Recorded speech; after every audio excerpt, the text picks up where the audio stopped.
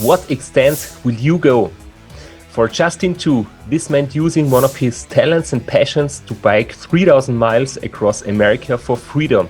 In 2014, inspired to make a difference, Justin organized his own solo charity ride along the 3,000-mile-long Race Across America route, raising funds and awareness for the 821 anti-human trafficking organization. After that great adventure, Justin qualified for Race Across America and participated in 2015 edition of that famous race. He has also completed 2 of his own 450-mile rides from San Jose to Los Angeles, in addition to a 1,000-mile round-trip training ride for RAAM.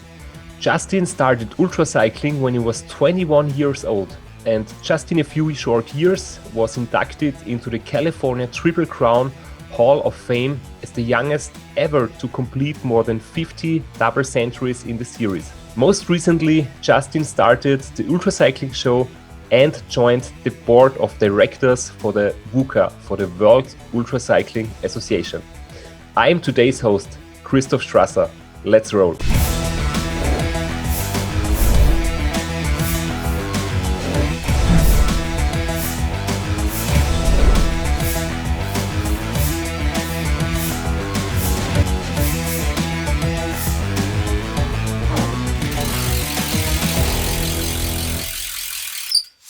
Hey Ultra family, Christoph Strasser here. I'm your host of today's Ultra Cycling Show. Thanks for tuning in to today's very special episode with the founder of the show, Justin too. But before we start with the episode today, you will maybe think, what the hell is going on? Did Christoph hack the account of the Ultra Cycling Show, or what's going on? And so let's ask Justin. I don't know how you got the password to the account. Hi, Justin. Hey, Christoph. Really nice to be on the show. I was going to say to have you on the show, but it's actually the other way around. Or for the folks at home who are wondering, like you said, what on earth is going on? Well, special announcement, Christoph will be joining us as a co-host of the Ultra Cycling Show. It's been in conversation for a little while since we featured him for the first time in episode 37. For those who haven't seen that episode, check it out. A lot to learn from Christoph. The amazing thing about Christoph is that you are not just arguably the world's greatest ultra cyclist currently, but also you're quite the fan of ultra cycling, racing, and you're a geek when it comes to the data, the strategies, like everything technical about riding. So you're not just a racer, you're also a big fan yourself, right?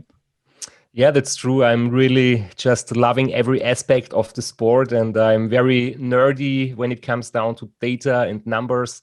And I like to follow a lot of other riders' achievements and training ideas and everything. So it's really a big honor for me to be part of the Ultra Cycling Show. And I'm really looking forward to the episodes with some interesting riders, some interesting people.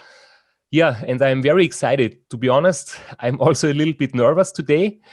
But since I had a very long training ride, I did 5 hours on the indoor trainer today. I'm a little bit exhausted, and so I'm too tired to be nervous. So it's the perfect start for me to be with you on the show today. Yeah, so it is exciting to have you join us on the Ultra Cycling Show. Of course, many will know about you. For those who don't, of course, you are the only 6-time solo overall winner and champion of the Race Across America, the world's most difficult ultra distance race. And so you know what you're talking about. You've been an ultra cyclist for many years, close to 2 decades, right? Yeah, it's about 2 decades, yeah. So there's a wealth of experience that you're going to be able to share. Not only are you going to be able to interview and chat with other ultra cyclists, organizers, people who are interested in the sport, but you're also going to be able to offer advice from yourself, from your experience, from all of your races, from your training, and even out of the 9 RAAMs that you did do, the 2 DNFs, where you've learned a lot there. Of course, we covered that in episode 37, and in our episode with you in episode 49, our second one, we also dive really deep into the Race Across America. So there's a lot to be excited about to have you on the show. and we're really looking forward to it. So for those who are excited, send us your info. Tell us your story. We'd love to feature on the story. And perhaps Christoph will be the one to interview you. Yeah, but for today, the focus is on you, Justin. And what I'm really curious about is your Race Across America participation in the year 2015. When I was on the interview with you in episode 37, you showed us a picture from both of us just before the start of RAAM. And before we talk about RAAM 2015 and your experience and your, what happened to you and if it was successful or not so successful, there are some questions. You always ask some short sprint questions to your guests, and they are short and tricky and also a bit funny. And for today, I will ask them to you. All right, bring them on. So because a lot of people just know you as a host, but not a lot of people will know everything about you and your ride experience and your training methods. So the first question, which you usually ask your guests today, is how long have you been riding bicycles? When did you start and enter the sport? Yeah, it's a great question. Like many of us, of course, I have ridden bicycles all through my life as a child, but nothing serious. And I was always a runner growing up. So my introduction to bicycles was actually when I was 18 years old, beginning university. And although my older brother was getting started with ultra cycling in those years, I actually only started 2 years later. And that was in 2011, ultra cycling, that is. I started road cycling in 2010. So it's been just about a decade, actually. Yeah, I can tell from my experience that being on university is a great possibility to start cycling because it was the same with me. I did more and more training after entering university because there was a little bit more time beside the lectures and everything. And yeah, so there is a similarity between the two of us. When did you ride your real long tours for the first time? What was the first year of riding a century or a double century? And on that occasion, I have to explain that centuries and double centuries, they are not so popular in Europe or in Austria. They are 100 miles or 200 miles, which is about 320 kilometers or 160 kilometers. This is just a special ride for you people in America.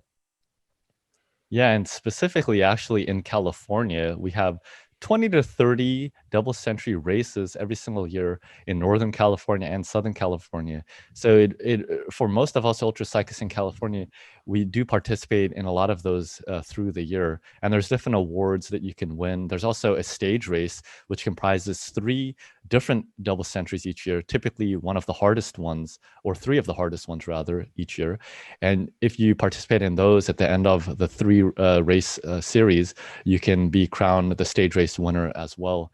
There's also the Triple Crown, which is if you complete 3 double centuries in a year, then you have the 1,000-mile club. That's 1,000 miles, so 5 double centuries in a year. And then, of course, you have the Hall of Fame, which is 50 double centuries.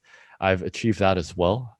There are a handful of racers that we've had on the show who have completed 100, 150, and even I think 1, maybe 2 people have achieved over 200 double centuries in a lifetime, which is pretty phenomenal.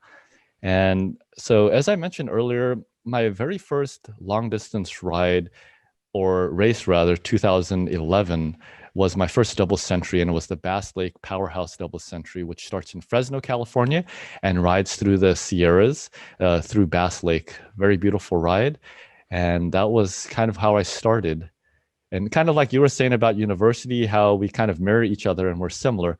I did want to point out also, not with any of my own input, but if you'll notice, the long, endless road that I'm riding on connects to Christoph's endless road there. I know I'm not the host, but Christoph, tell me about that photo. Yeah, after watching the ultra cycling show a few times, I was just attracted by your background picture. Of course, everybody knows this is a picture from Monument Valley, which is a great picture, and a lot of people, especially people from Race Across America, have this one. It's also famous from the movie Forrest Gump. But the picture you see behind me, it's from my very first Race Across America in 2009, and it's actually taken after about, I think, 400 miles into the race on a very long straight road before time station 6 in Congress. This is the last part of the really flat parts on the first day in the first night. And shortly after that road, the climbing starts when you leave Congress and make your way to time station 7 in Prescott, Arizona. Oh, that's pretty cool. Now, I did want to take the opportunity to share a photo because you talked about Congress. I didn't have a photo exactly at Congress, but you'll see I have a variety of photos here. We showed this one at the start of the Race Across America 2015, and you and I were taking a photo. Of course, you don't remember that. I do, but yeah, to be honest, that time I did not know you, but it's even better now when you have that memories to look back. Yeah. And these two photos here are actually on the way to Congress. And I don't know, you've done RAAM so many times, but I mean, there's 3,000 miles of road, so I'm not sure you'll remember. I think this is probably about 15 or 20 miles from Congress. And I remember the sun was just beginning to set. Yes, I exactly know that that point where you cross the railway. So I exactly know where that picture was taken. All right, well, that's why we have you on the show. All right, so we have a RAAM route image recognition software. It's called yeah, it's up there. So getting back to the questions, Christoph, sorry to derail you there. 2011 was when I started cycling. Yeah, when you asked me how many bicycles I do own, I really had to think about it because I was not sure. And now the question is back to you. How many bicycles do you have, and how many bicycles do you ride, and which is your favorite one? Yeah, great question. I always love this one. You know, it's always everyone's pride and joy. Well, for me, I currently own 4 different bicycles. I own my first bicycle that I bought myself, and it was actually the right fit for me, was a Lightspeed C1. I name all of my bicycles. The C1 was named Baby Grace. And then I also own a Specialized Roubaix, similar to you, but not an S-Works version. I named that Baby Tango. And then I have a Cannondale CAD 9, Baby Caddy. That's actually my dedicated trainer bicycle. And then I do own a 4th bicycle, which is a Cannondale Tandem. I like riding that with my wife, but since I've had my son about a year ago, 10 months ago to be precise, I haven't been able to ride much with my wife, but I would love to do more with her. And even touring the RAAM route together would be a great deal of fun. Yeah, you know that a lot of years ago, there have been really popular riders doing Race Across America on a tandem. So maybe this is a challenge for the future. Yeah. Well, don't tell my wife that.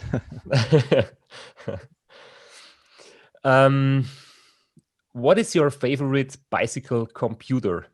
The famous brands are Garmin and Wahoo. What is your choice? Yeah, that's a great question. So I, of course, used Garmin up until about 2 years ago, and then I switched to a Wahoo Element.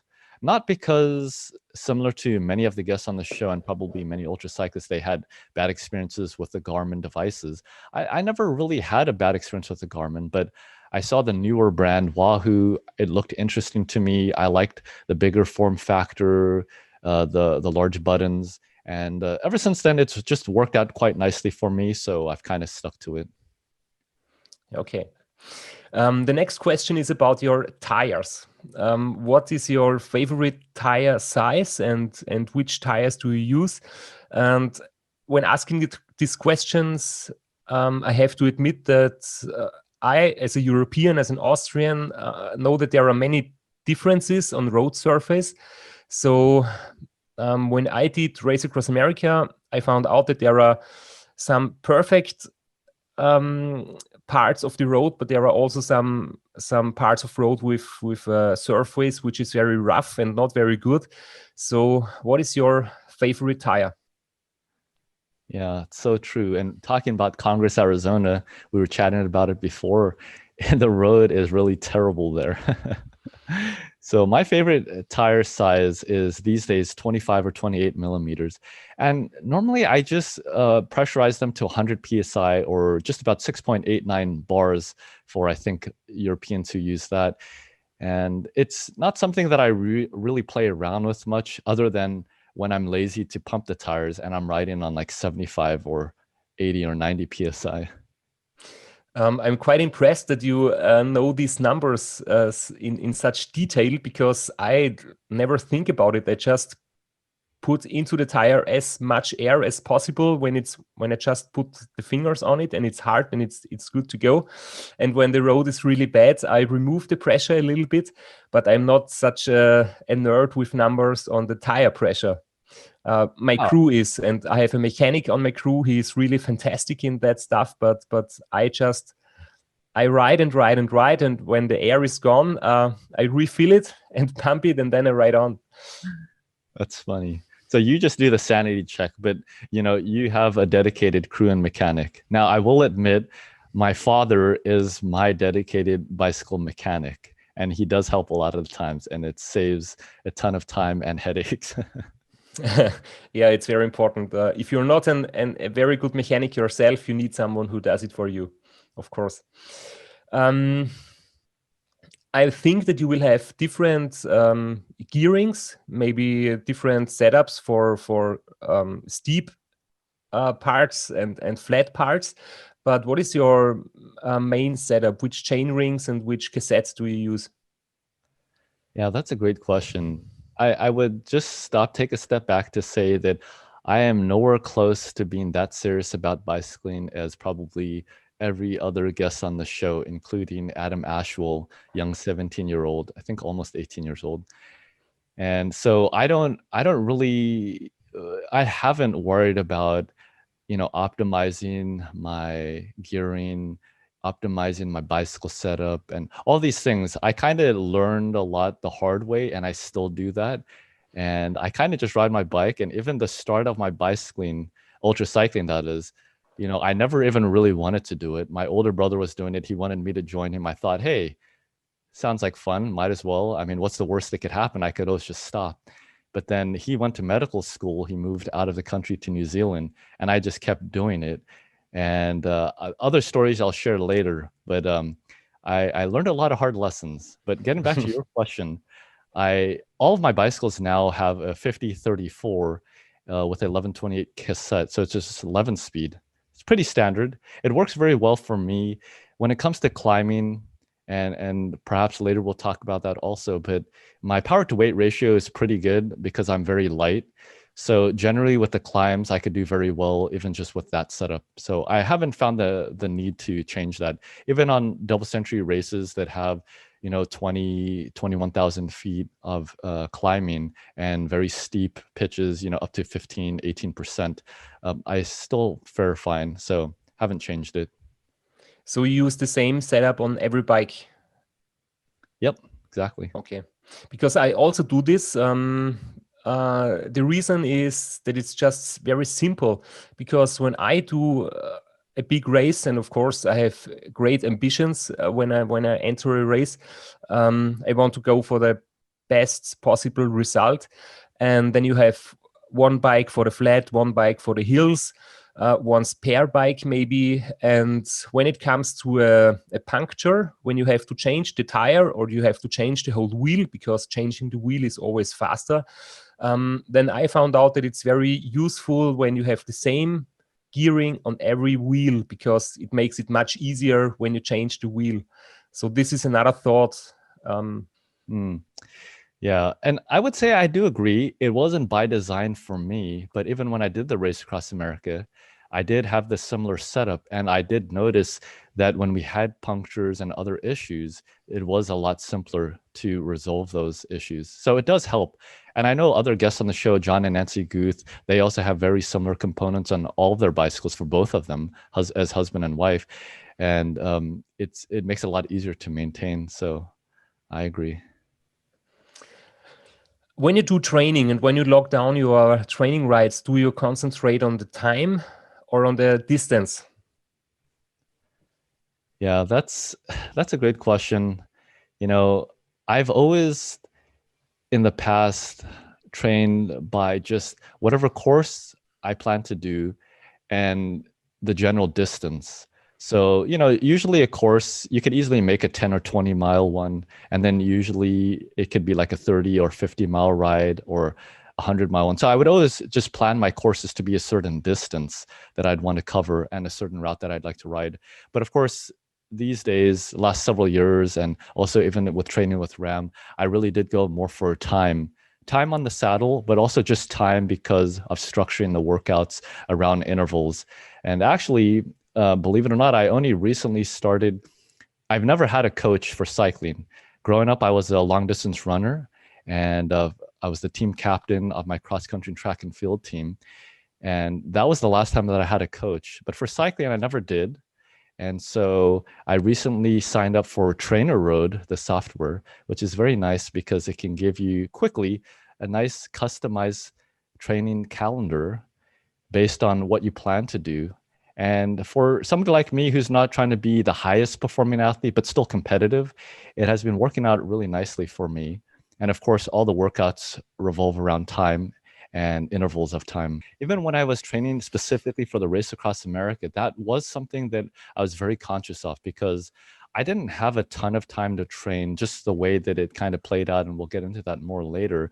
And so with very limited time and other kind of levers to pull and knobs to turn, I thought, okay, what should I focus on? Because I don't have like 2 years to train for this or something like that. So one of the things that I optimized for was literally just time on the saddle, but also spinning my legs a lot, getting my legs used to just turning around a lot. And of course, you can get that on an indoor trainer where you may not have the same kinds of conditions, like you wouldn't have a headwind, which may slow down your cadence, or even the resistance of the road or a hill. So I did a lot of training on the indoor trainer for the Race Across America, on a very regular occasion, 6 to 8 hours on the trainer. And I did some much longer rides, 12 hours. I even did a couple that were 24 hours on the trainer. And for me at that time, because I was still quite inexperienced when it came to multi-day rides. And so again, for kind of a rookie like me, compared to someone like yourself, I really had to consider some other factors which would help me to be successful. Again, not to win the race, but to have the most comfort and to have the best performance that I could have. Now, Christoph, just for fun, earlier we're talking about the bicycles. I did remember I have a couple photos. I wanted to share those with you here. And so these two photos here, my first love, Baby Grace. Great. You'd see one, Aero road bike. Really love it. You can see I always have my setup in a very aggressive position, similar to yours. On this bike currently, in this photo, it didn't have aero bars on it. And I remember seeing the bicycle in the bike shop one day, and I just fell in love with it. I love the colors. I love the look and the feel of it.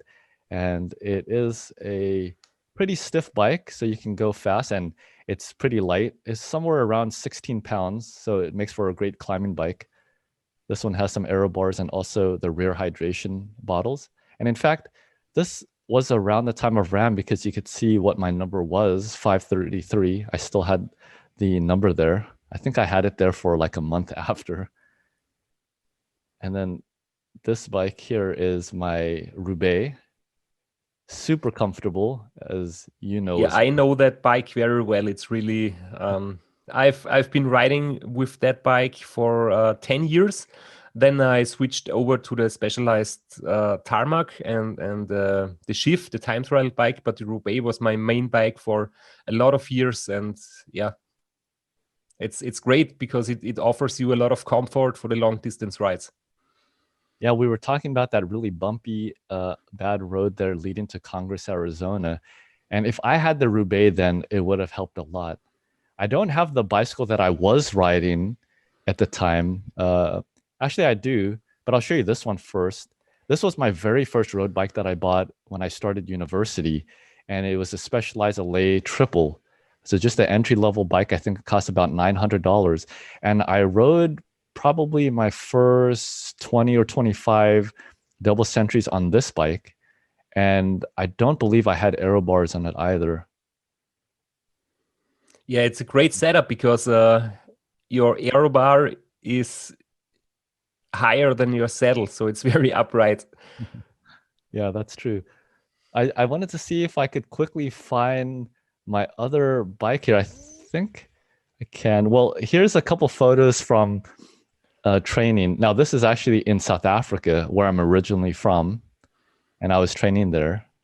I have a couple family members who are also bicyclists, so they lent me their trainer and that nice giant bike.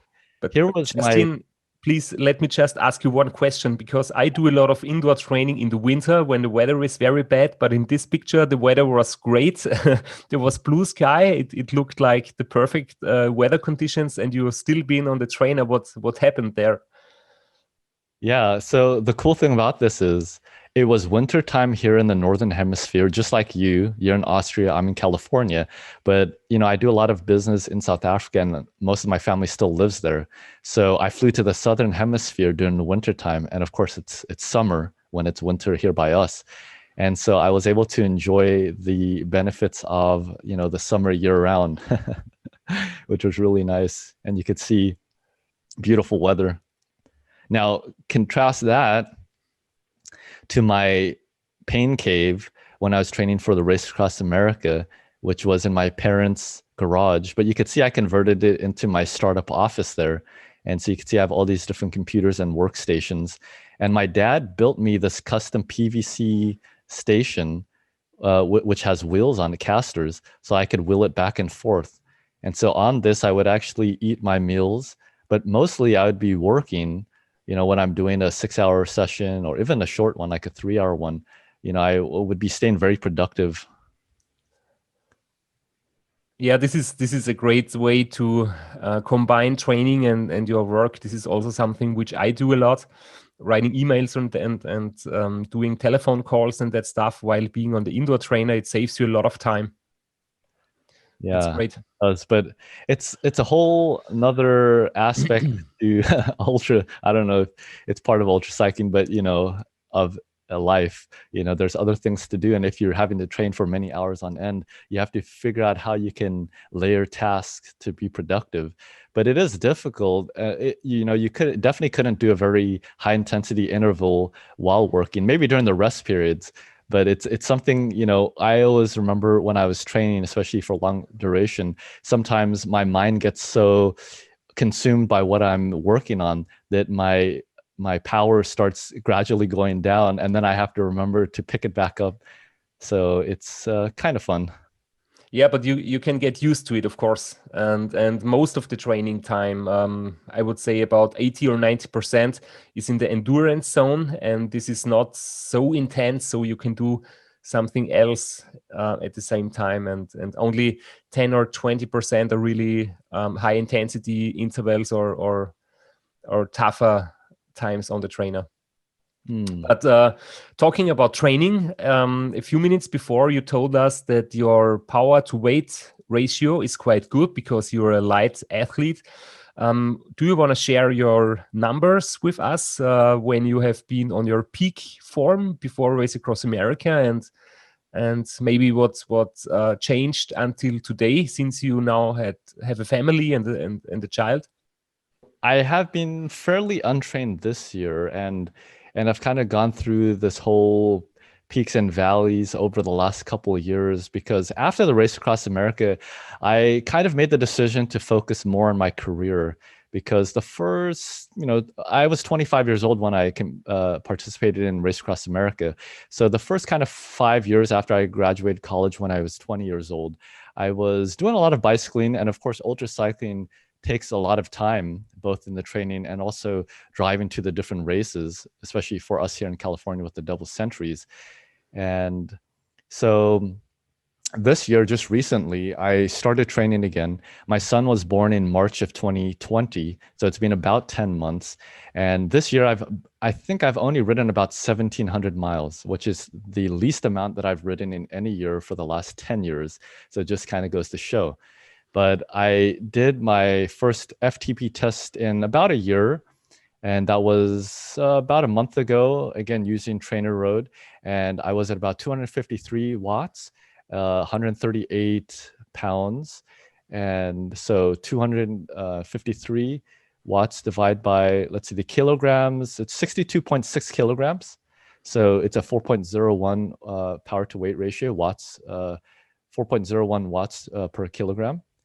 Now, before my son was born, I was in decent shape. The last 2 years, I've ridden about 5,000 or 6,000 miles, still very low, but I was still keeping up the intensity. So about a year ago, my FTP was 281 watts, about the same weight. So it was 4.48 watts per kilogram. Now, when I was doing the race across America, I didn't track a lot of the details and the stats because, again, kind of when I started cycling, I just got into it. I never bothered about power or even really training with intervals or anything like that. I don't know, I was just kind of insane. I just kept showing up. I didn't know why, but it was kind of enjoyable. But just based on my recent results in the last 3-4 years, as I've begun to track the information, and my best power just in the last 2 years, which was about 285, I think I was just around the 300 watts FTP when I was doing the race across America, and I was actually lighter. I was about 136 pounds, so 2 pounds lighter. And if I do a quick calculation, that is 61.69, say. So if I do say, it was probably at least 295 watts. So I was around 4.76 watts per kilogram. Yeah, this is really great. This is really great numbers. But we all know that when you do the long distance races, that having a very good FTP is a good basis. Of course, it's important, but it's even more important to train on your endurance so that you can ride 60 or 70 or maybe even 80% of your FTP for many hours or maybe even days. And this is something which cannot be said when you just know the FTP. So FTP is a good thing that you can find out if your training goes well, if you get stronger, if you improve, but it's not the whole thing. It's just one small piece of the whole puzzle. Yeah, and it's so true. And on that note, as I kind of mentioned already before, when I was even training for the race across America, I didn't even have a power meter. I didn't get a power meter until about 2 years ago, actually. So 8 years after I started ultra cycling and cycling in general. And so when I was training for the race across America, I was really more training, again, more just time and endurance and keeping up that higher tempo. And at the time, of course, I didn't know what that meant. All I knew, again, was that I needed to ride a lot, keep my legs spinning a lot, and just get used to other factors that come into play when it comes to the race across America. The sleep deprivation, being able to keep up a high pace, not get saddle sores, not get other physical issues. And, based on my experience, although we haven't gotten to there yet, but I did end up DQing just before Durango, and we could talk about that later in more detail. But I was in the best form of my life. And even up until that point, I had no real issues, no saddle sores, and I felt just fantastic, especially my legs, my cardio. So I definitely did some right things in training. Now, I never did intervals, not one interval in my Race Across America training or even for my charity ride. I'm not saying that was right, but strange enough, it's just been in the last few years that I've started doing intervals and focusing on power. Now, if I could just merge the two, I think I could do very well in the Race Across America. And like I said, just based on, not worrying about the data, not worrying about the numbers, and just training, Kind of like how you said, when you first started, you were training a lot. Now you were training a lot more. I think you said about 35 hours a week, somewhere along there, or maybe even 40. And I was probably only around 25 or 30 hours at the peak of my Race Across America training. But all the long hours that I did and the way that I structured my training outside of just power intervals, it did work quite well for me. But yeah, I do agree that, the FTP might be good for training and establishing your zones and doing intervals. But, when it comes to very long distances, you need a lot more than that. Yeah, it's true. What you definitely need on a very long distance is a lot of food and a lot of calorie intake, because if you don't eat and drink enough, you will not produce enough power. So what is your favorite food when you ride? So what is your favorite snack during a training ride? Yeah, it's evolved over time. And honestly, since 2013 or so, I have preferred the liquid hydration, similar to yourself and many ultra cyclists, and especially when I'm doing races, because with the double centuries, I do like being competitive, and for many of them, I have either won the double century or I've podiumed. So for me, it's always about optimizing time off the bike and reducing that to as much as possible. Some double centuries, it would just be 2 or 3 minutes. Generally, it'd be somewhere between 5 to 10, depending on the route. Maybe there's traffic lights to stop at. Maybe there's a bathroom break that needs to be taken. But, just based on what I had researched, I think, in fact, you might have been the first person that I saw as I followed your story. Of course, you're a very prominent figure in ultra cycling. And I saw that you used Ensure, and I started researching it back in 2013 or 14. And I thought, that's crazy. There's no way. How could you drink and just drinking something that you have enough nutrients, calories to sustain you? But in 2014, when I did my charity ride across America along the RAAM route, I'll share a couple photos. Some of these photos are from RAAM. Some of them are from the charity ride, but it was the same Race Across America route. And what had happened was, as many guests would know, and as you know very well, I mean, as you can kind of tell here, it gets very hot. So I went into my ride across America in 2014 thinking I'm going to use the same nutritional strategy as my double centuries, which would be trail mix. That was one of my favorite snacks that I would always carry a couple pouches in my back pockets. And then when I get to a rest stop, if I do stop there, I would eat kind of whatever I felt like at the time. You know how it goes sometimes, your favorite food, you don't want to eat it anymore when you're racing. And at the lunch stops, they would always have these Subway sandwiches, these like deli type sandwiches. And sometimes I would even take half the sandwich and I would keep it in my back pocket. And for the 100 miles of the race, I would be eating that, just taking one bite at a time. So when I started my ride across America, I thought, okay, I could probably live off Subway sandwiches and all kinds of other snacks like trail mix and pretzels and these kind of things. Well, of course, once I got into the desert, going through California, Borrego, and into Arizona, I quickly found out I couldn't stomach it anymore, number one. And number two, I was so tired of chewing the food, because half the time the food would just fall out of my mouth.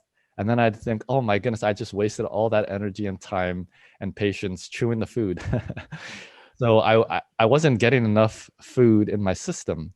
So we stopped at a Walmart. And as I took a short rest break, my mother and my wife, now, she was just a friend at the time, they ran into the Walmart and they just picked up a bunch of things. A lot of them were these Naked and Odwalla smoothie drinks. Now, they're a very popular consumer brand. And in fact, I think I might have a photo somewhere here where I could show you, if I remember correctly.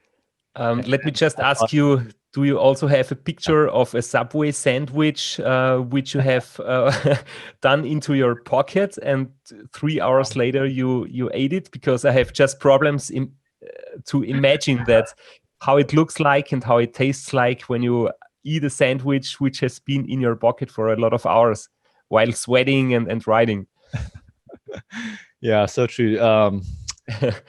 I'm not sure if I had a photo of that, if I'd want to show guests, because they may get sick to their stomach. Okay. But it's true, with all the sweating, the heat, but also more than that, You know, it's kind of a big sandwich, and to stuff that into a tight jersey pocket, and then, you know, a lot of times just the setup on the bike, it's difficult to pedal without my hands. So to use one hand to try to get it in and out of there, you know, and as a rookie in those days, in my beginning years, I would carry a lot of stuff in my pockets. So I'd have to like squish this Subway sandwich in there. But at that time, I thought the cycling was like survival. So it didn't matter. I had to make it at all costs and whatever it took. Yeah, don't try this at home is my advice. Exactly. What not to do. Christoph will tell you what to do, and I'll tell you what not to do.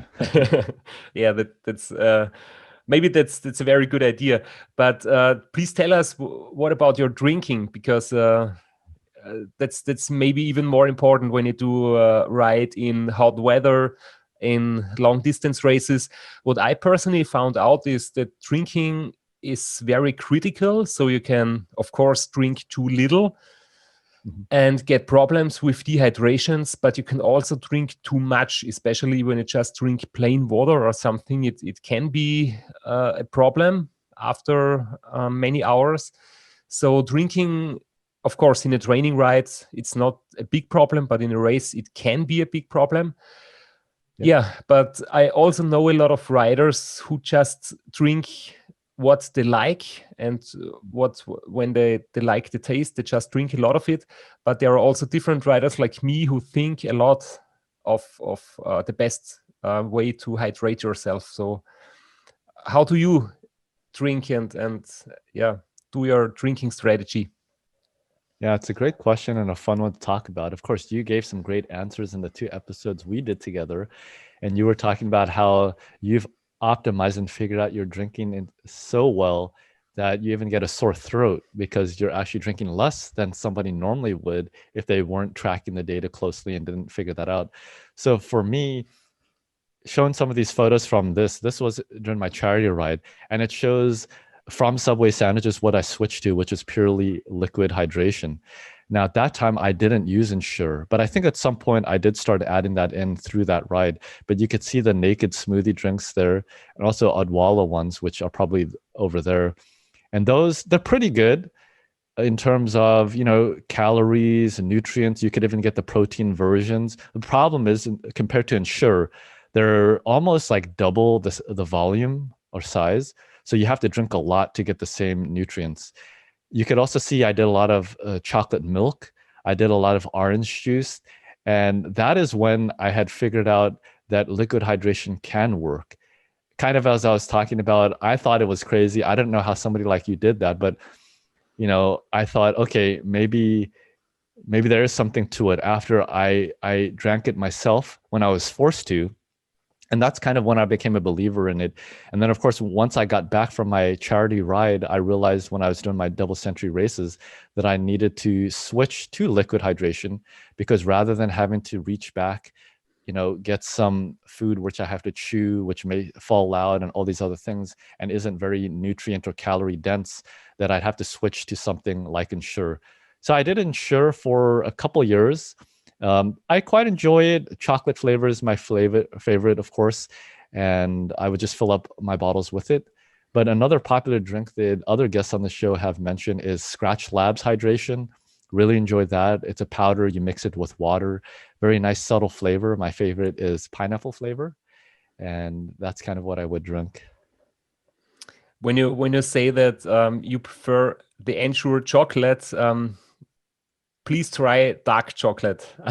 I think that's even an improvement, and even better, because this is something which is not available here in Austria, just in America. And that's one of the reasons why I like to be there, because the dark chocolate is really great. Yeah, and yeah, I have tried that one as well, and also the vanilla and the strawberry. I can do vanilla, the chocolate, and dark chocolate, but I don't really like the strawberry so much. If you're like riding in the morning or in the afternoon or in the evening, and also which time of the year, spring, summer, winter, or fall, what is your favorite time to go for a ride or to go for a training? Yeah, so although the last year I've had to ride a lot in the evening because of my son, and I'm sure many parents can relate, I actually am much more of a morning early bird kind of person. And through the last 10 years, I've always enjoyed waking up very early to get my training done. And it's always satisfying when you could finish, a century, 100-mile ride, 4, 5, 6 hours before lunchtime, and you get back and you feel like you have the whole day. And I know that is in contrast to you. You enjoy riding later in the day. Because there is one reason. When I go to training, in most cases after the workout, I'm completely done. So if I train too early in the day, I'm done for the rest of the day. And if I do it later on the day, I can relax and do other work before training. And because after training, my day is over. That's my reason for training late in the afternoon.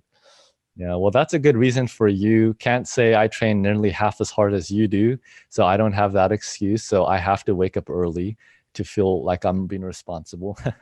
No, but actually, talking about being totally wiped out after a training ride, in my peak of my fitness, 2014, 15, and 16, I remember being so fit that I would do a century ride at least once or twice a week, not in the main part of the training, but beforehand and even after RAAM. And I remember I could do the training on just one bottle. Usually I would only drink half the bottle, in fact, and I might take one gel, and I would feel so fresh and so good. Everything was dialed in, and my body, my biking machine, was just so fit that I was able to, after a hard century ride, I mean, not high intensity intervals, but a nice, endurance pace, that I would feel good, after the ride, and the rest of the day, I would feel okay.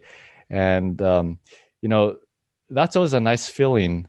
But for a lot of us, when we're not that trained and we haven't been trained for something like RAAM, it's not quite the case. Even after, an easy pace 50 or 100-mile ride, you feel pretty wiped out for the remainder of the day. So I can relate. I can understand. It's the same with me. Yeah. Do you? A lot of people don't believe that I like the flats, and in Race Across America, I like Kansas. What about you? Do you prefer the mountains, the flats? What is your favorite terrain? Yeah, kind of discussed that already. Because I'm such a light rider, just naturally, I am a very good climber, and I don't suffer as much as a lot of the other people that I ride with. But to be honest, I do really enjoy the climbs. It's just very satisfying, having a nice steady cadence, just staying focused, just, pedaling up the mountain. And then it's always nice because I love a good view.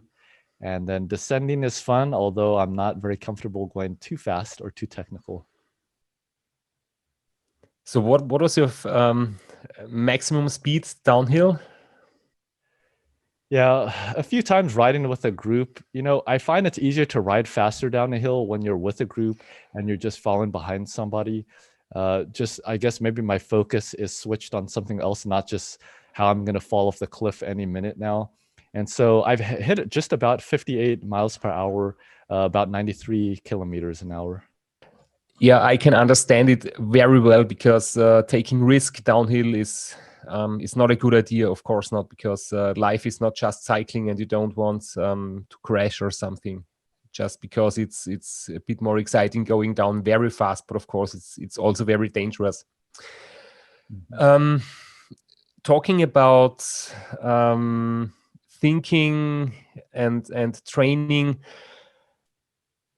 what is your idea of the physical aspect and the mental aspect? Because I found out that a lot of riders say that the mental part is more important.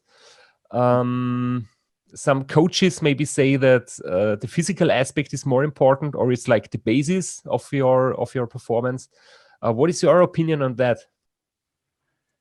Yeah, I always love asking that question. Sometimes people jump to, an answer like, oh, it's definitely both, or no, it's definitely physical. For me, I honestly believe it's mental.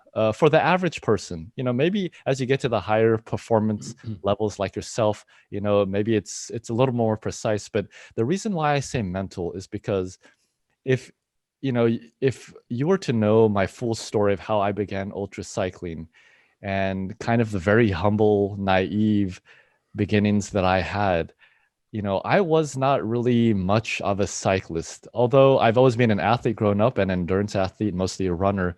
I was riding the very basic bicycle, very basic, naive nutrition strategy, patient strategy, making every mistake that you could possibly make. And yet I was able to do my first double century, and I hardly trained for about a month. And then even when I started my first double century, I had a fever and I was very sick. And I felt like I was coming to a grinding halt, going up a slight climb about mile 50. I was going about 5 miles per hour. And I thought, how on earth I'm going to make it another 150 miles? And the longest ride I had ever done was 100 miles. And yet I made it. And then through the progression of everything that I've done, in fact, I think I have a couple photos to share. I had the opportunity to bicycle from about San Francisco to Los Angeles, which is on a lot of people's bucket list. It's two famous cities. And when I did that, I realized like, wow, geez, that was a long ride, 450 miles. I had never even thought of ever doing that, never wanted to do that. Here's a different image, but the same route. And then, of course, naturally, after doing the 450 miles, which is just one way, and actually specifically from San Jose, California, the heart of the Silicon Valley, along this route down to Los Angeles, LA. It was 450 miles when I did it, a particular route that year in 2013. That opened up my mind to what is possible. And I realized that, wow, I wasn't that trained. I wasn't planning to do it, but I had an opportunity and I figured out how to make it happen. I wasn't the fastest. It wasn't the best, but I made it. And then when I had the opportunity in 2014 to do the bicycle ride across America to support the A21 campaign to raise funds and awareness for anti-human trafficking, I thought, wow, okay, I have no clue how I'm going to do this multi-day ride 3,000 miles across America. But if I was able to do this ride from San Jose to LA nonstop, I could see how if I tweak my training here, if I figure out my pacing and my nutrition here, maybe I could just make it. There's no guarantee, and I won't know until I get out there and try to do it. Then, of course, I made that trip. It was very grueling. I learned a lot and it was transformational for my life. Of course, then naturally, I thought, wow, I never considered Race Across America. I thought that was for like exceptional Guinness World Record holding people who can, bend their arms all kinds of ways, like just crazy people. But all of a sudden, I biked across the RAAM route myself, saw the conditions, felt the pain, had the mental distress, the mental demons, and I realized, okay, I could see how it might be possible. Don't know how I'll do it yet or if I can make it, but I could see how I might be able to at least show up at the starting line and pedal one stroke at a time. Yeah, I think that's very true, and I can understand everything you say. And I'm very sure that things may change a little bit if you do Race Across America more often, because when you have done it 2 or 3 or 4 times, you know a lot of the mental problems and you know what to expect. And then you will find out that if you want to improve even more and push yourself a little bit farther and higher, you will also have to work very hard on your physical training. The mental aspect is very important for finishing and for even thinking about finishing, for understanding that it's possible for you. But on a higher level, which is my experience, when you want to make more improvements from one year to the next year, it will be on physical fitness, because the mental thing, if your mindset is strong and positive, and if you are strong in your mind, it will be with you for the rest of your life, I think. But the physical aspect can change. If you are a little bit lazy, if you don't train a lot, you will decrease in your fitness. Yeah, I couldn't agree more. It's so true. The reason why, for me, I emphasize the mental aspect and I share that is because, not everybody, especially a lot of the viewers, aren't a, Christoph Strasser or anywhere close to that. There's somebody more like me. And quite frankly, I'm a little above average. I think the average ultra distance cyclist, they are just trying to complete an event. And a lot of them will never even participate in the race across America, even in a relay team. And so what I had realized is that really you do need the physical fitness. It helps a lot to just keep you comfortable, keep you from getting injured. But for most people who aren't racing, really, it's more about the mental aspect of, if you think you can't, you can't. But if you think you can, then you can, kind of thing. It's really just mind over matter.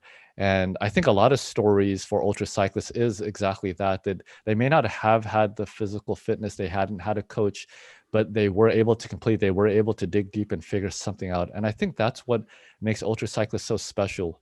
Now, of course, for somebody like yourself and many of the guests on the show who are very highly competitive and performing at the elite levels, at that point, of course, you can't get lazy, like you said, on the physical aspect.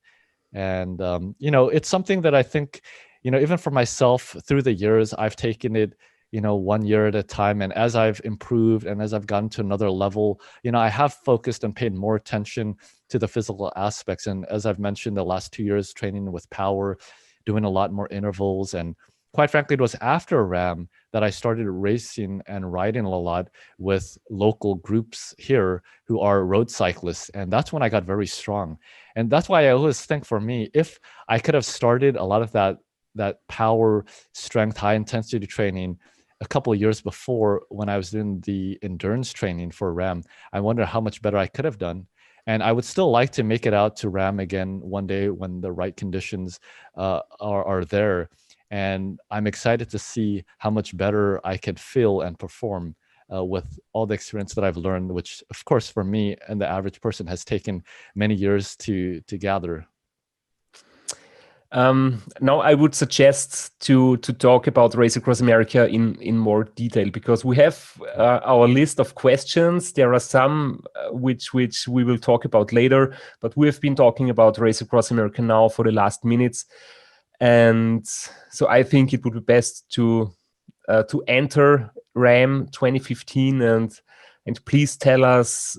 What was your strategy? What about your crew? How did the race work out? And yeah, what was going on the first and on the second day? Needless to say, it was an adventure in itself, and it felt like a lifetime in itself. Definitely was pivotal times in my young life. Again, I started training when I was 24 years old, turned 25 in February, and then a few months later was showing up at the starting line. There are some nice photos that I'd love to share. This one here, of course, at the starting line when we started 2015.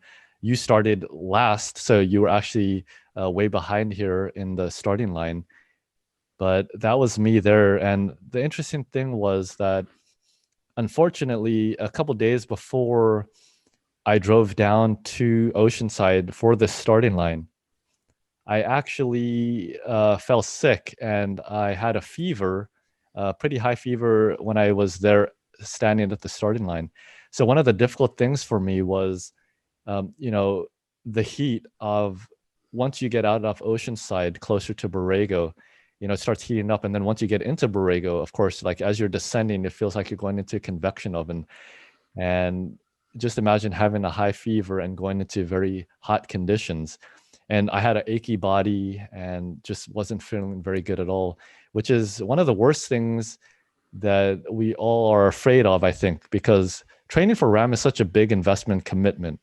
For me, it was a 10-month training program, but really it was almost like you could even say maybe 3 years in the making. And you think, geez, one small thing could happen and it could derail you, whether it's an injury from an accident or getting sick, beforehand. But of course, as a trained and ambitious ultra endurance human being and cyclist, I thought it's okay, one pedal stroke time. If I can go 1 mile, if I can go 10 miles, if I can go 500 miles, I'll take it one at a time and not give up prematurely. Now, it was very difficult starting out. And I remember even there's a photo that I have here that I could probably share from RAAM. Well, beforehand, I'll just show that, this photo here was also at the starting line. It was actually the day of, and you can see all the excitement, the whole parking lot full of people.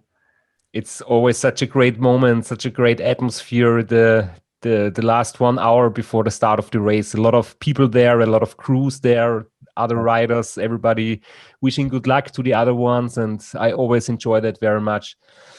And as you said, that's something which I am maybe not afraid of, but I always hope that it doesn't happen to me to become sick before the start, because of course there are maybe some reasons to get sick, because maybe it's your own fault, could be, but maybe it's also even just bad luck.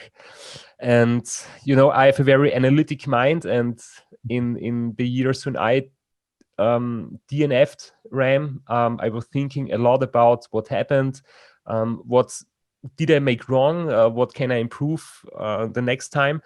And one of my things is, for example, I would never go to a restaurant in the 1 week before the start, always cooking on my own, having the kitchen and everything. So I would not take the risk to go out to a restaurant and to have bad food, for example, because I also know other riders who had problems with their stomach in the day before the start. And this is something which is not bad luck. This is something you can avoid. And yeah, do you think that you just had bad luck when you were sick before the race? It's a great question, and I did want to talk about that.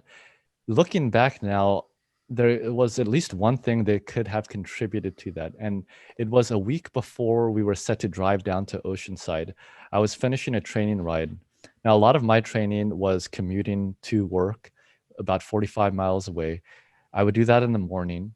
A few hours later, around lunchtime, I would do a high-intensity ride with the group there in the city where I worked. And then in the evening, I would commute home again 45 miles. So I would do about 100 to 115 miles almost every day. A week before, I was doing the last ride, and it was very hot. It was the hottest day to that point in the summer, and it was just about 107 degrees. And I remember commuting home just after 10 miles, I started having minor heat exhaustion, just a variety of factors. So I ended up actually having to call my father to come pick me up. And I think that probably may have contributed to weakening my immune system, but I'm not sure between there and then the next week where I may have gotten exposure and then where I, got the illness. But it is a good point that you mentioned. And of course, looking back now, when I think about things, there are a lot of things that could change. And whenever we look back at a race we do or preparation we've done, that's part of it. That's a kind of the fun and excitement, I think, of the strategy making and preparation. And, just getting to the starting line is difficult and a feat in itself, let alone trying to cross the finish line. And so it's a good point that you raise. Yeah. The other side of the story is you should not think too much, because if something just happens and you're thinking and thinking and thinking what was the reason, maybe you will never find a solution, and you just if you're thinking too much, it's not a positive thing. So you must find the balance of making a short analysis if you can do something in the future to avoid that, or if you stop thinking about it. But yeah, it's always difficult, but sometimes asking yourself if you can improve on the next time is very important. But when you entered the race, you have not been fit on the start line. You still managed to have a good start, and when you entered the desert, when it really becomes very hot and the temperatures are rising, what was the next? What happened? How did it go? Yeah, great question. Kind of to sum it up in a short sentence, my RAAM 2015, everything that could have gone wrong went wrong for me. In addition to, looking back, whatever rookie, you can call them, mistakes that I might have made in terms of how I planned my strategy, how I prepared in the final days and other things like that. What ended up happening, once I crossed into Parker, Arizona, took a short rest break. It was actually daytime. Took a short rest break at the gas station just there in Parker, just before you start the gradual climb up to Hope, Arizona, on your way to Congress. And my primary bicycle, Baby Grace, the Lightspeed C1, the right shifter actually broke. So this bicycle here, the right shifter broke. So it's not a very common mechanical issue, and the bicycle was fully serviced and taken care of, leading up to the actual race. So it is a very bizarre kind of thing. Unfortunately, based on my experience for my charity ride the year before, one of the, I call it these days, looking back, a rookie mistake, was that I tried to streamline, optimize my operations, not necessarily for financial savings, although of course that was naturally there, but that was more the cherry on top. For me, I kind of saw it as a challenge to see, how well I could run the operation, given that I had the experience of going all the way across the RAAM route, knew the conditions, and the crew that I did have the year before was only, let's see, I think it was about 5 people. So here's my crew in 2015. This was the normal race photo that you take with your crew beforehand, the day before the start. So my mother, my aunt and uncle from South Africa, my father, and my brother, who has crewed for, I think, 3 or 4 different Race Across America solo racers and RAAM solo racers. And here's another fun photo, Santa Barbara. So I was only running a crew of 5 people with 2 vehicles. You can see one of them here. This is just before getting closer to descending the glass elevator. For those who are familiar, you make the left turn here. And so what ended up happening was my right shifter broke. The nearest bicycle shop was in Flagstaff, Arizona, which was several hundred miles away. Now, my father and my aunt were in one of the vehicles. They were waiting in Congress, Arizona, which was about 50 miles from where I was. And it was okay because I had a backup bike. I hopped onto that one shortly after I started the climb from Parker to Hope. And I was riding on my backup bike, which was actually a hand-me-down bike. It's just too big, a little too big for me. It was my brother's bike, and he's much taller than I am, longer torso. And it didn't have aero bars either. So we had to switch out the aero bars from my Baby Grace bicycle to that one. Again, I was only 25 years old, so I didn't have a ton of money that I wanted to spend and all these other things. So I was running a very lean operation. Unfortunately, then when we got to Hope, Arizona, a couple hours later, the vehicle that was with me, the follow vehicle, broke down, and we couldn't jump the car.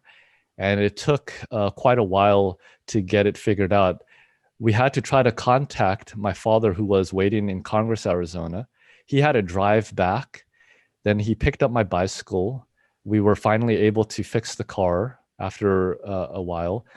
And then he had to drive my bicycle to the bike shop in Flagstaff. So he had to go nonstop there, and no one had a sleep break yet, myself or the crew. So now we only had one vehicle with me, and we were still hundreds of miles away. Finally, we got to Flagstaff. We were all reconnected hours later. But at that point, I think I had only about 24 hours to make it to Durango to make the cutoff time there. Now, because of the setbacks from being sick, first of all, that slowed me down a lot because my power was very low. I was having an achy body, so it was very difficult to just, keep going. Now, I was very motivated mentally, but, you do have to deal with the physical aspects, and they're always there. And then I was riding on a bike which wasn't the right fit and size because, to be honest, I never thought that I would have to ride the bike. Almost it reminds me of Stanko Verstoshek, who set the 24-hour world record recently. Now it's only 24 hours, not, potentially 12 days, where he only brought one bike, and he thought, if I want to be fast, I have to ride this bike, and he didn't even bring another bike.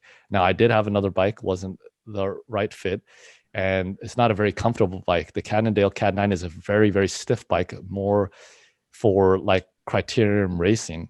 So talking again about the bumpy, hard, uncomfortable roads going to Congress, Arizona, it really affected my body as well, just all the bumps and vibrations in the road. But anyway, that's what ended up happening. And just the culmination of all of that, not just the setbacks in my own performance, the setbacks in time from all the mechanical issues, both in the vehicles and also my bicycles, it kind of all compounded. And to make matters worse, one last thing is that my strategy was that I was going to take it my pacing a lot slower leading into Colorado. Since I had experience off the route and knew what was upcoming, I wanted to take it easier through the hot desert and through Arizona. And then I was going to pick up my pace climbing through Colorado as a strong climber. And then, of course, I was very much looking forward to Kansas and Missouri. Of course, I was never able to make it there. And that was one of the big disappointments for me, that I felt that because of what ended up happening, unfortunately, everything went wrong, that I wasn't able to give everything. I wasn't able to give my very best. So if anything, that's the only thing that I regret. But otherwise, it was a great experience, and just the training and preparation for it was life-changing in itself. Yeah, I just wanted to add a few things. We had emailed about that story and about your RAAM experience a few weeks ago. Because I was just curious about how it was working out for you, and I was really sad. I was really sad because I know how much effort it is. It takes a lot of time, a lot of money, a lot of passion to be prepared for RAAM, and then you're standing there. It's maybe one of the best moments of your life, and then everything goes wrong. It's really sad. And when I heard that you just had 5 people on your crew, I thought it's really it's impressive to do it with such a small crew, but it can work out. It's not impossible, but of course it's much more risk, because if something goes wrong, like the brake of your shifter, I mean, I have to say, in my whole life, I had a lot of bicycles, I had a lot of technical problems, I had a lot of things that did not work out, but I never ever had a broken shifter. That's really bad luck. And then if that happens, the crew has to find a solution, and then of course the crew has not the time to sleep, and then the crew gets exhausted as well. The same with you. And if you had a bigger crew, maybe you can solve these problems better, because you have maybe a third car. When I do RAAM, I always have 11 people on my crew and 3 cars. You're much more flexible, but of course it's even much more expensive. It takes a lot of budget and a lot of money to have 11 people on the race. But I'm very happy to hear that you still can see it as a positive experience and as a very big adventure, and that you're not negative or not thinking in a bad way about it. Yeah, and the biggest reason for that, I kind of touched on it earlier, is that, again, I never started ultra cycling because I was so passionate about cycling even, or ultra cycling, and I never really had ambitions. For me, my story is really more about kind of a purpose-driven approach to use cycling. One of my things that I had the opportunity to do, I had some talent, I had some help with my crew, with my family. So I saw it as a platform for making an impact on the world. And that's kind of how my story started, when I bicycled from San Jose to LA, and when I did my charity ride across the RAAM route in 2014, to raise awareness and funds for other nonprofit organizations and causes.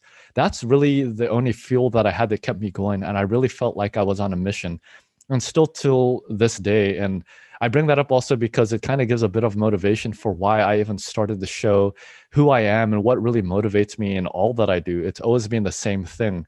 It's really just more about, I actually have an image of it here, building community and empowering people.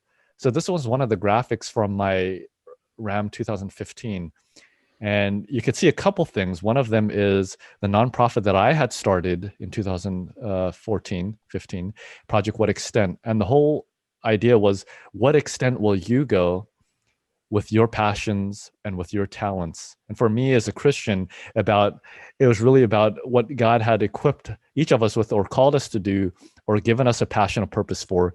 Like, what would we use that for? So for me, one of those things was bicycling. But really my vision and mission was to build community by empowering people. And to be honest, when I look at the ultra cycling show, that is exactly what I'm trying to do. And that's what I'm trying to convey, by hosting people, empowering them, giving them a platform to share their story, that I believe that through individual stories, we could build the wider community, in this case of ultra cycling.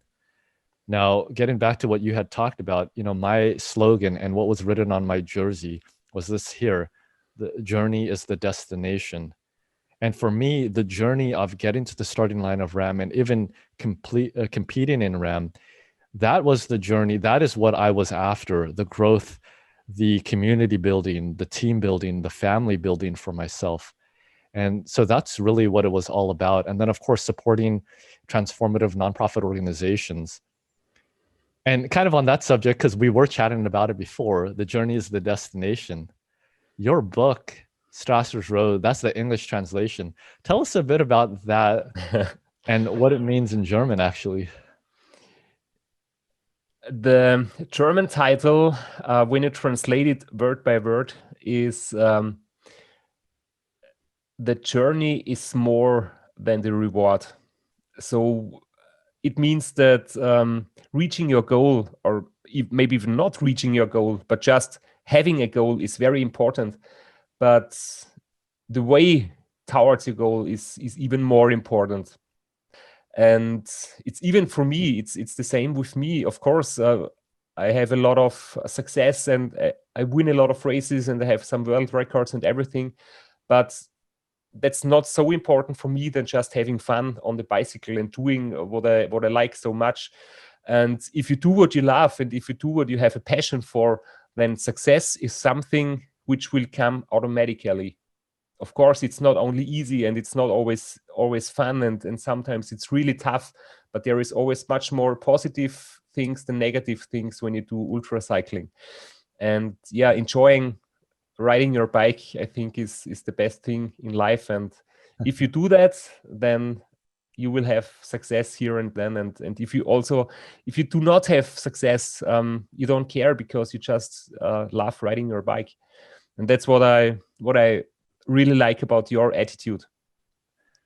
Yeah, and I think a lot of us as ultra cyclists can relate to that. There has to be a greater purpose than just cycling to keep us going. And I think for many of us in the stories that we've had on the show is that ultra cycling has been a way for people to better themselves. And for me, I know that's very true, because in all the preparations that I did for my charity ride for RAAM, the person that it made me, the mindset, the mentality that it gave me, and even the physical endurance and stamina, it has allowed me to be very successful in other areas of my life as an entrepreneur and as a businessman. And even, quite frankly, was starting the show. When I started the show, I thought I'm going to approach the show just like an ultra endurance athlete and cyclist. And, as many episodes as I could do, as long as I can do them, I want to have the same mindset. And it's really cool. That's why I thought when you told me about your book, I thought it's perfect and you totally understand. And I think many others can. Kind of getting back to some of the photos, I did want to share, other ones from RAAM. So this one, of course, is the popular one that I have on my background. That one is after the main part of Monument Valley. Actually, some people may not know that. That's actually kind of coming out of Monument Valley. This is one of my favorites. This was from Kansas, East Kansas, where it's much more beautiful than kind of the flat, more boring West Kansas. And I have all these quotes. I'm always inspired by many things. This one is, I think, getting towards Tuba City, I want to say. And this quote here says, "I refuse to tiptoe through life only to arrive safely at death." And kind of as I was preparing and training for all of my races and rides in those days and now, it's these kind of things that really fuels me. And I always love, I've given a lot of guest lectures and seminars about cycling, about my adventures to, schools and clubs and charities and those kinds of things. And I always like sharing these. So this is one I love. The two most important days in your life are the day you are born and the day you find out why.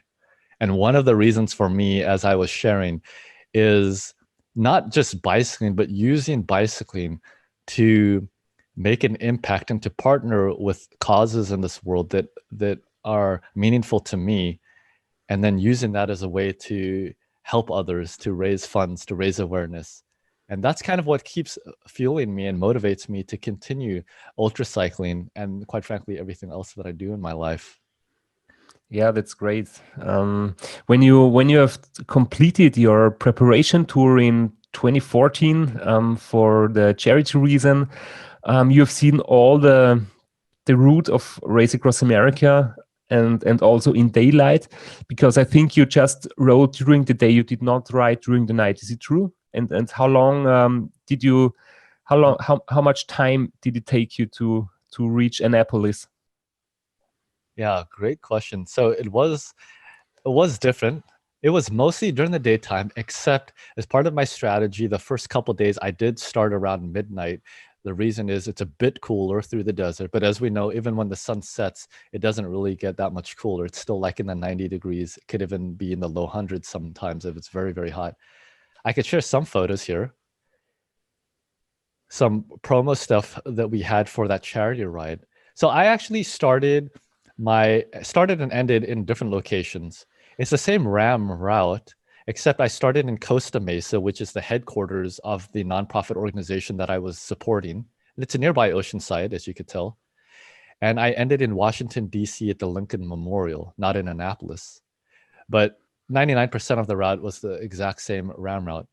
Now, I did it for symbolic reasons in 21 days because the organization is called, at that time, the 821 campaign.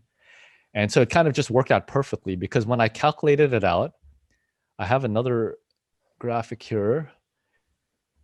I actually rode, you could see here, it was July 2014. So RAAM is in June, mid-June typically. I did it a couple weeks later. So it was still very, very hot.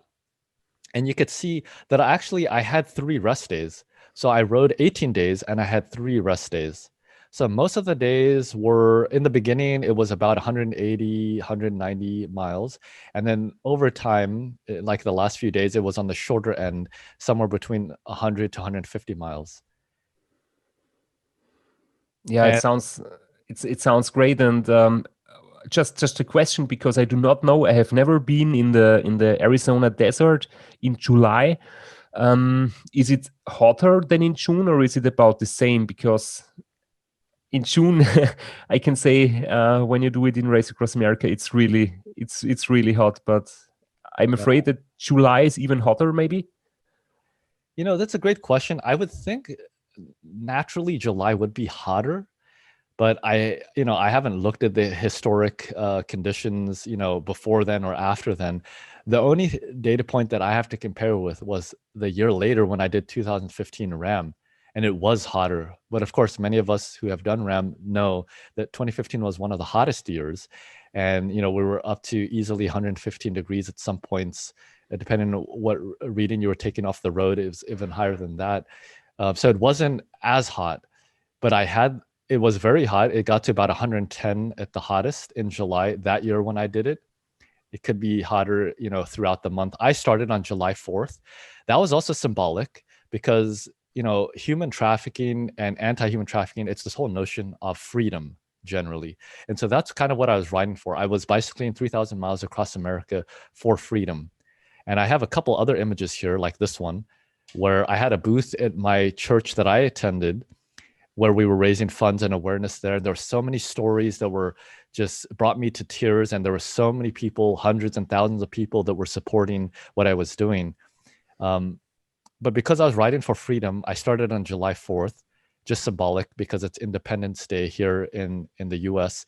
And then the Lincoln Memorial, of course, Abraham Lincoln was very instrumental when it came to, abolishing slavery here in the United States. So you can see this is what I did in 2014.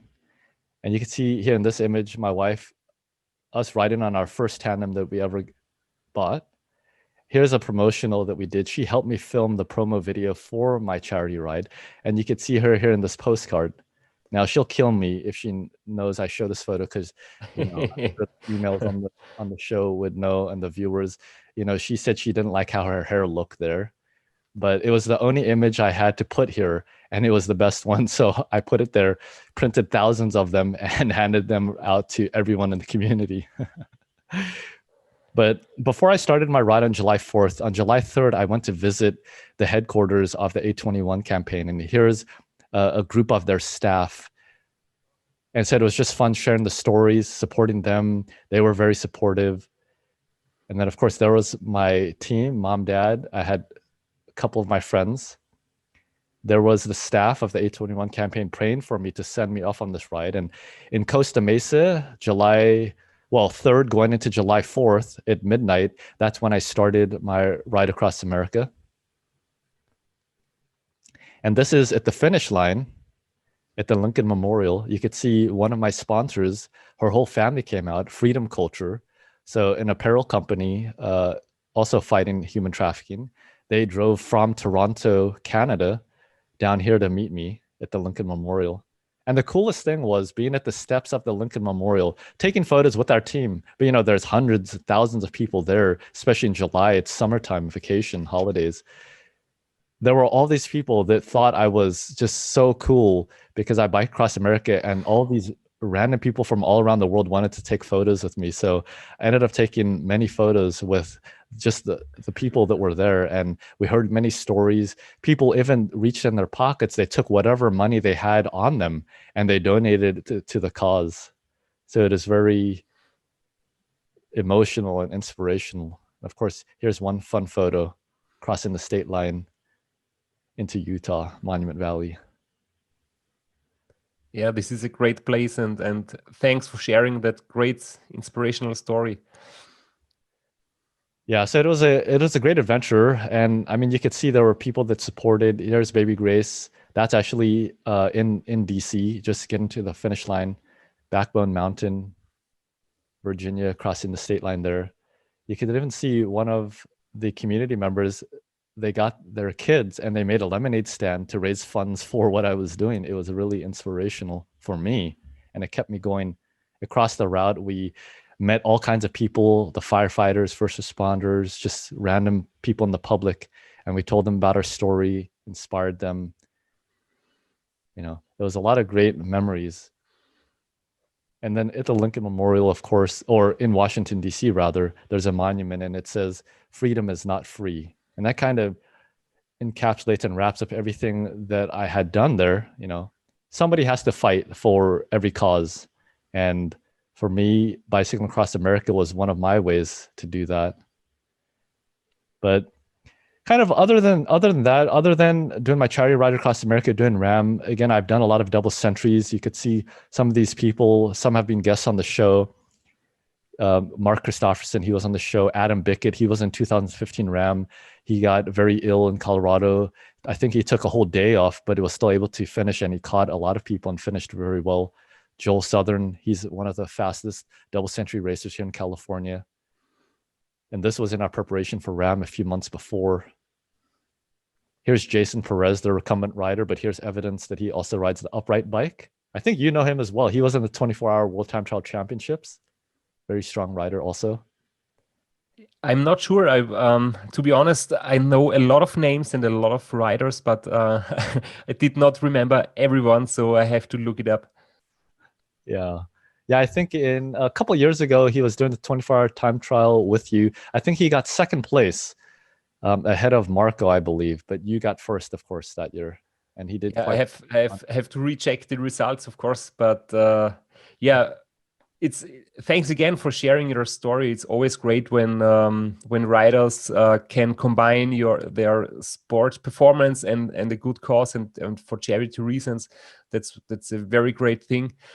When I look back, in some years I had a charity partner, and after the race we gave away the race bikes and auctioned them and spent the money for building schools in other countries. I was also very, very happy that this worked out. And yeah, it's great when you can use your sport result and your performance to support for a good reason. Yeah, couldn't agree more. And so kind of just, it's been a grand adventure. There's been a lot that I've done, but yeah, that's kind of it in a nutshell. Folks can see on the different pages, the Project What Extent page, there's actually the old website that's still there. And people can see the organizations that we supported, even Breast Cancer Research Foundation. There's a lot of people that I had inspired to do similar things biking across America, not necessarily in RAAM, but some of them have since done RAAM. There's myself back in the day and different videos we made, different cyclists. We told all these stories. But people could also follow me on Facebook. I do have a bicycling specific page where there's other images also. They just search Justin2. And then I still have the Facebook page for the 821 Across America charity ride that I did in 2014. All kinds of interesting photos there.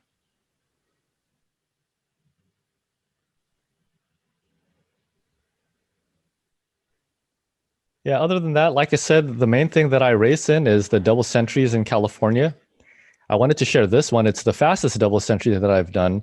And this was in 2015. So you could see it was just a few months before RAAM. So it kind of almost my prime fitness, you could say. And I completed this ride. It was about 21.1 miles per hour. It's not too bad. It was 9 hours, 20 minutes, and it was mostly solo after mile 86, as you can see in my description here. And that was a really fun race. And you could see my off bike time was just about 14 minutes that year. But yeah, that's kind of all my adventures and everything I've done, especially in the last 5 years. And I'm looking forward to the next decade of ultra cycling. And hopefully I could be at the starting line again with you at the Race Across America. Yeah. After having heard all your stories, would you say that Race Across America is your favorite race? Or is there another race which you really like a lot? Or even more? Yeah, geez, that's such a great question. I would say RAAM and the whole RAAM route has a special place in my heart. So I would say I love it a lot. I love the scenery. I love going from state to state, especially because I've seen all of the states and the whole route during the daylight, at least the majority of it. And other than that, in the double centuries, again, we do a lot of them here. My favorite one is the Solvang double century in the springtime. And actually, Marco Ballo, another guest on our show and one of your good friends, the Slovenian ultra racer, he's actually raced with Jason Perez and myself in that ride. Of course, they were both going very hard and they ended up dropping me, unfortunately. There was a big group. I got gapped. I couldn't get back on. They rode together the rest of it. I came in, I think, 10 minutes after them. And that's definitely my favorite because it's one of the first double centuries in the year. It's a mostly flat. I mean, it's a flatter course. There's only about 6,000 to 8,000 feet, depending on which edition you're doing, and so it makes for a very fast race, which is always fun. Yeah, great. I would invite you out to race them with us one day, but I mean, it wouldn't be much of a competition. So, meaning you're gonna win easily. Yeah, it's the problem is it's really far away, and I've thought about doing some Grand Fondos or some other shorter races when I'm there for Race Across America preparation at the end of May. But to be honest, I'm afraid of having a crash or having something going wrong. So I really take care of myself in the weeks before Race Across America, and I do not take any risk. And that will be the reason why I will not attend such a race before RAAM start. But maybe someday it's going to work out. We'll see. Yeah, cool. Do you have like a plan, or do you have like a idea or just a vision when you will be in RAAM again, or is it just that you will see what happens in the next years? Yeah, ever since my unfortunate DQ in 2015, I wanted to come back every year. But just practically speaking, I knew that any of the years, the last 4 years, it wasn't possible. I did also make the intentional decision to switch gears from focusing so much on ultra cycling as a non-professional, not somebody like yourself, to focus more on my career. And so that's really what I focused on. I also got married in 2016, November 2016. And then, of course, I've had my first child last year, 2020. So I've been quite busy, but I think definitely within the next 5 years, it'll happen. Of course, in my heart, I would like it to happen much sooner. But realistically speaking, I would say it would probably take at least another 2 years before I could have the time ambition, the drive, and also enough time to get back into the fitness to compete in the Race Across America again. So, next 2 to 5 years, I definitely want to make it happen. But until then, I will continue racing a lot of the double centuries. Again, I haven't done a whole lot the last year, and quite frankly, the last 2 years, as I've been very busy. But I would like to do a lot more of those, and I'll probably make it out to some of the longer, 500-mile type races if I find the time. Yeah, it sounds good. I hope that it doesn't take you 5 years to RAAM, because I'm not sure if I will do RAAM in 5 years. But I'm also not sure. I think a lot of people often ask me if I will do Race Across America again, and if I'll do it again next year, or when will be the next RAAM for me. To be honest, I'm not very sure, because it's always a question of if you have enough motivation, not motivation of doing the race, but motivation to do the preparation and the training. And I think this is one of the, maybe even the toughest part of Race Across America is the preparation and the 1 or 2 years before the race, because you have to be so dedicated in training, in your focus, in your time management and everything. And the question always is, are you ready for taking time to prepare yourself for RAAM? The question is not if you're ready to take the race itself, because it's sometimes painful, sometimes tough. You don't sleep a lot. It's not always fun, of course, but it's only a few days. But preparation is a year or even more. Yeah. Just to kind of reiterate that, I always say, people talk about the 3,000 miles across America, but they don't talk about, just figuratively speaking, the 30,000 miles of preparation beforehand. For a lot of people, it is a multi-year preparation, not specifically for RAAM, but a build-up as an ultra cyclist to get to the starting line. And so I couldn't agree more. And that's why for me, although I could have, if I was really adamant about it, I could have shown up in the last few years. But just realistically, with a new family, with my business commitments and all these things, I just had to draw a line in the sand and say, okay, it's not the right time for me. Ultra cycling, as much as I love it, cycling isn't my life. I love it. I love the community, and I love being involved, and I will always remain a part of it. But I just have to time it right with the rest of my life and everything else that I'm doing, which is just a fun balance that we all face. And I know you face that as well yourself. Yeah, of course, it's always important to have your priorities in life, and if you have a family, I think it's not a good way to train too much and don't have enough time for a family, because it can cause problems. And especially when you have a child, they are growing so fast, and you will regret maybe if you don't spend time with them as long as they are very young. I do not have children, so I just can talk about it from experiences from friends and other people. But I think it's a good choice for you to have your priorities, and when the time will come, you will be in a good shape and with a lot of dedication, and hopefully doing RAAM again in the future. Yep, definitely. I hope I can make it the same year that you're doing it. Although I guess it may not really matter, because I may see you for like 2 seconds in the whole race. So I guess it's almost like you weren't there. Oh, and to be honest, one thing, in 2015, when we did RAAM, you did actually pass me. And I saw you that year on the route, not just in the parking lot. And you were flying by, and I think there was someone like 25 feet behind you, and they were like chasing you down. You guys were zooming. I don't know how fast you're going. Must have been at least 25 to 30 miles an hour. And I was like, I saw him. I saw Christoph. Yeah, I can remember that in 2015, I also had struggles from the beginning. I didn't feel very strong in the first few hours.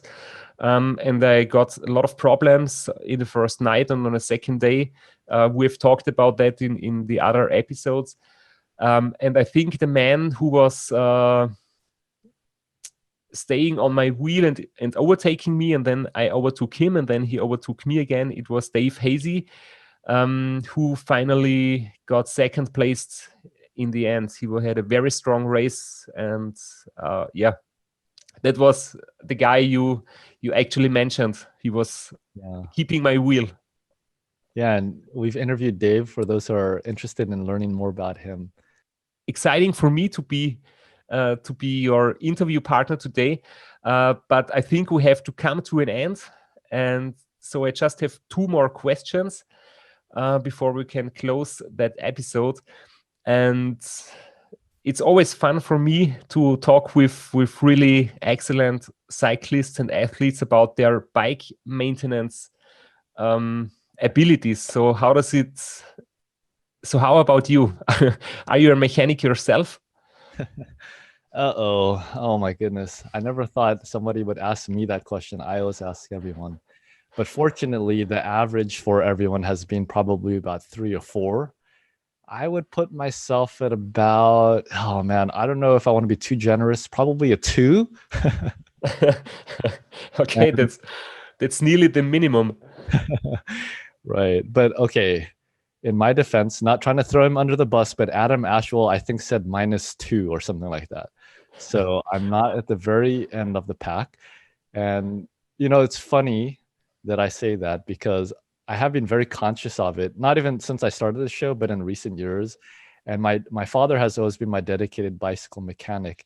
And I've kind of made it a point to try to learn more of a lot of the things, not just cleaning and lubing and changing tires and those kinds of basic things, but he's pretty good mechanic. I mean, ever since RAAM 2015, he tried to fix the shifter himself, but it didn't end up working and we needed the spare part. But since then, he kind of made it a point to learn a lot more and do a lot more himself. So he can take a lot of the components apart. He could do the internal cable routing and those kinds of things. And so whenever there's a new maintenance project on one of my bikes, I always tell my dad, well, don't do it just yet. Wait for me. I'd love to learn it.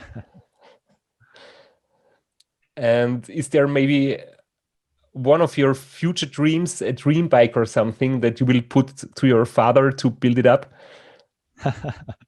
Yeah, that's a great question. To be honest, one of the bikes that I was eyeing, even for RAAM 2015, and who knows, maybe it could have helped me to make the cutoff time with all those odds against me, is the Shiv TT S-Works, similar to what you have. I've always loved just the look of it, the aggressiveness, honestly, just the coolness of it. And, it's a very nice bicycle. So I would say that's my dream bike. Maybe when I roll up to the next Race Across America, I'll have a matching Shiv just like you, except I would have paid for mine and you would have gotten yours for free. I would not call that I get it for free. I have to do a lot for it, but I do not have to pay for it. That's true. But yeah, I can just tell you the Shiv TT is it's a real great bike, but you have to get used to it. It's different from the Shiv they use in triathlon, which I have used in a lot of Race Across America years.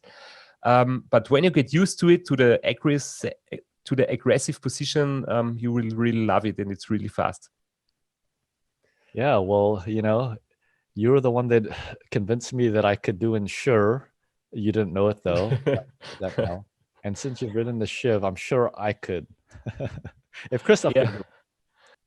As a last question, Justin,